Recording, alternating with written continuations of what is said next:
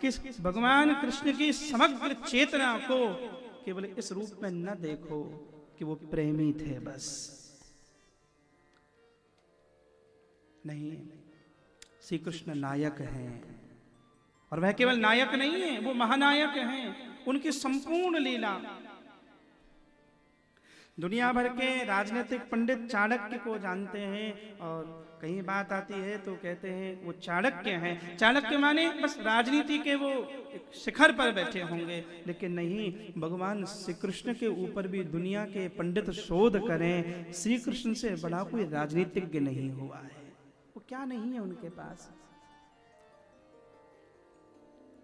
वृंदावन में यमुना के तट पर पैदल चलने वाले भगवान कृष्ण, और उस समय की, उस कालखंड की अपनी जितनी भी शक्तियां हैं वो सब भगवान श्री कृष्ण के विपरीत हैं, प्रतिकूल हैं। एक वृंदावन के कृष्ण हैं, और अपने कालखंड की समस्त संगठित आसुरी शक्तियों के खिलाफ वो खड़े हुए, और उस समय के सर्वश्रेष्ठ पद पर, द्वारिका की सत्ता के सर्वोच्च पद पर पहुंचे।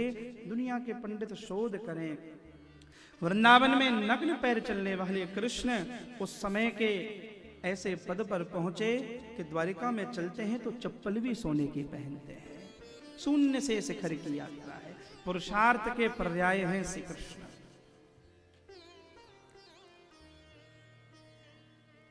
संपूर्णता भगवान के जीवन में है, उनसे बड़ा कोई गाने वाला नहीं। वो गाते हैं, वो नाचते हैं, वो ज्ञानी हैं, वो पंडित हैं, वो बालक हैं, युवान हैं। और कुरुक्षेत्र के मैदान में अर्जुन को जो गीता का उपदेश किया, उसके ऊपर तो दुनिया भर की हजारों नोबेल बार दिए जाएं कि कृष्ण ही कर सकते हैं। मैं तो अभी एक हमारे महापुरुष को निवेदन कर रहा था इस कथा से पहले।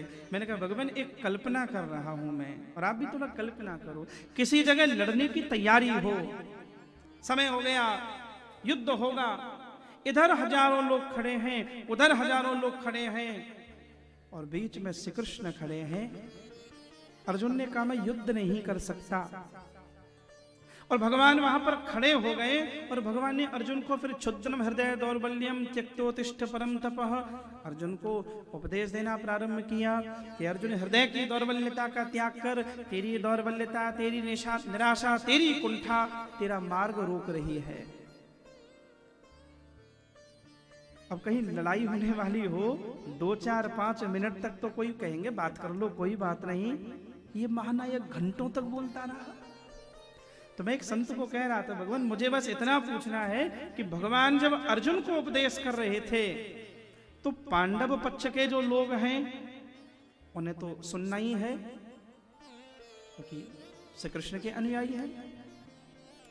लेकिन जब भगवान रथ पर खड़े होकर मुस्कुराकर, कभी अर्जुन के कंधे पर हाथ रखकर, कभी अर्जुन चरण पकड़ रहा है, कभी अर्जुन रो रहा है, अपने पीतांबर से अर्जुन के नेत्र पहुंचे होंगे, कभी प्रेम की थपथपी लगाई होगी, और कभी यह भी कहा होगा कि ये न हन्यते हन्यमाने शरीरे, इतना उपदेश किया।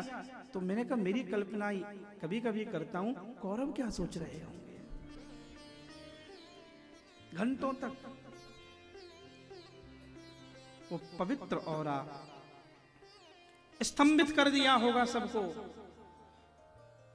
भगवान कृष्ण के संपूर्ण जीवन पर हम शोध करें।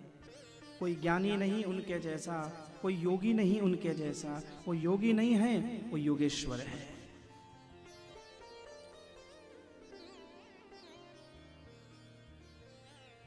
वेदांती हैं, पंडित हैं, सब कुछ भगवान के जीवन में है। इसलिए कृष्ण मनुष्य के लिए प्रेरणा है,